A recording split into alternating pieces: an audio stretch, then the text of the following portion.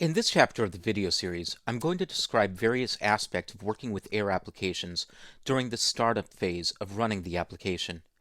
I'll be talking about using command line arguments, detecting the application directory upon startup, launching the application from the web, and other advanced approaches to working with the startup phase. For all of the demonstrations in this chapter, I'll be using a Flex project from the exercises area. If you're following along in the exercises, you can import the project. From the Flex Builder menu, select File, Import, Flex Project. Click the Browse button next to Archive File, go to the Chapter 11 folder in the exercises area, and select Chapter 11 Begin Project.zip. Import the project into Flex Builder, then go to the Flex Navigator view, open the project, and open its source folder. Then open the application command line args.mxml. This application has a simple text area control with an ID of out and a font size setting that's applied to the global selector, setting everything to a font of 12 pixels. This will allow everything to be a little bit more visible on the screen. Every time you start an application, no matter how it started, the application dispatches an event named invoke. This event dispatches an event object data typed as something called invoke event. The invoke event class has access to information such as command line arguments and the current directory in which the application is starting. To get started, go to the windowed application tag. Go to the end of the tag and add a line feed at the end of the tag before the closing greater than symbol. Then add an invoke event handler.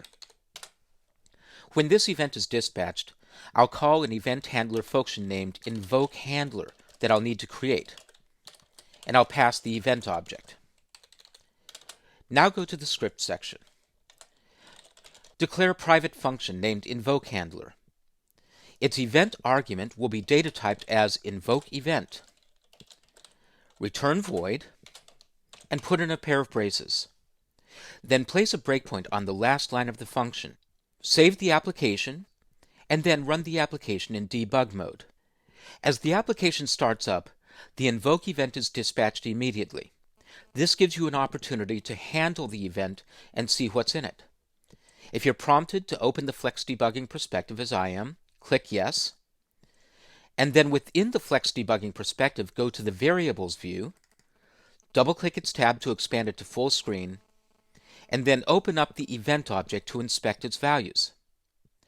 Notice that there are two properties of this event object that can be useful.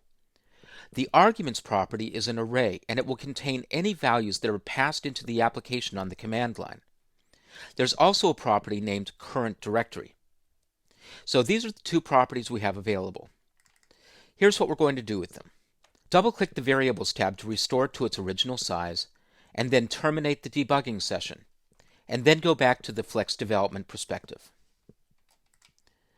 When the application starts up, you'll add code into the invokeHandler function to output the current command line arguments as a string. Also, we'll use the current directory property, which is returned as a file object, and output its native path. Within the invokeHandler method, add this code.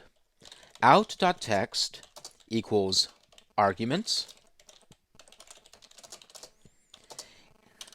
Then add a plus operator to concatenate and add this syntax, event.arguments.toString. This will take the array of arguments and output it as a comma delimited list. Also, add a line feed like this, out.text plus equals \n. That's the escaped character for a line feed. And then on the next line, out.text plus equals current directory as a literal string, and then concatenate to that event.currentDirectory.nativePath. Again, remembering that the current directory property is returned as a file object. Save your changes and run the application, this time in normal mode. And as the application starts up, you should see that the arguments value is blank, whereas the current directory is reported as the FlexBuilder 3 installation directory. Now, to really see this behavior, we're going to need to package and install the application and then run it from the command line. So close the application and then export a release version of the application. Go to the menu and select File, Export, Release Build. Select the command line args.mxml application from the Chapter 11 Begin project. Click Next, and in the digital signature screen, either create a new certificate or use one that you've already created previously. I'm using the certificate that I created in one of the early exercises in the video series, and the password that I had put in was simply the word password. I'll click Next, and then Finish. And that will create my AIR file so that I can install the application. Now go to the Flex Navigator view and open command line args.air, which you can do by double-clicking on it. Once the application installer opens up, click Install, and then accept all of the options and click Continue. When the application starts up, you should see the current directory information again, but once again, no command line arguments. Okay, now we're ready to see what happens when you do pass in command line arguments. If you're working on Windows, go to the Start menu, and if you're on Windows Vista, just type in CMD. If you're working on Windows XP, click Run and then type CMD into the dialog that appears, and that will take you to a command line window. If you're working on the Mac, open the Terminal application, which you'll find in Applications/Utilities. Now, if you're working on Windows, switch to the folder in which the application was installed. Type CD /Program Files, and working on either XP or Vista, you should be able to type in the first few characters of the directory and then press Tab to fill it in. Then put in a /, and then the first few characters of the application, command line args, and then Tab again. Press Enter, and then type in dir and enter, and you should see a listing of the files that were installed. If you're working on Mac, you don't need to change the directory.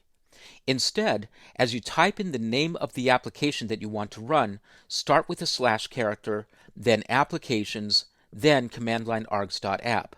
I'll get into the details of that in a moment for the Mac. Here's what it looks like on Windows, though. Now I'm going to type in the name of the application, command line args.exe.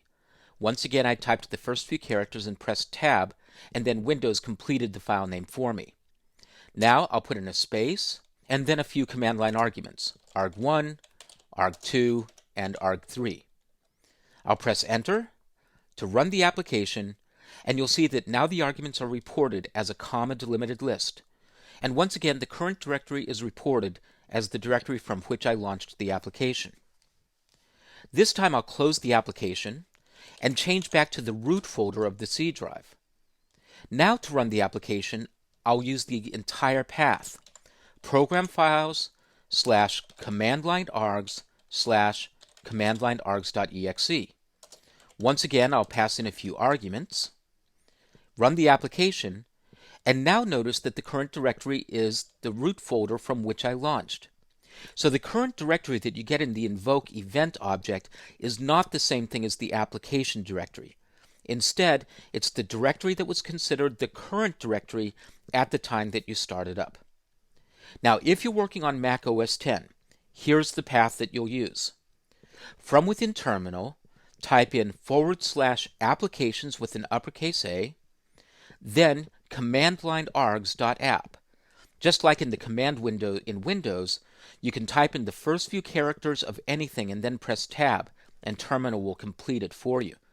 But be aware that in Terminal, everything is case sensitive, so you have to type in the names of files using the correct case, uppercase where it's needed. So it's /applications /command line args.app /contents with an uppercase C /Mac OS with an uppercase M and an uppercase OS, and then once again command line args. After that, you can once again pass in argument values, and you'll be able to see the arguments displayed in the application as it starts up.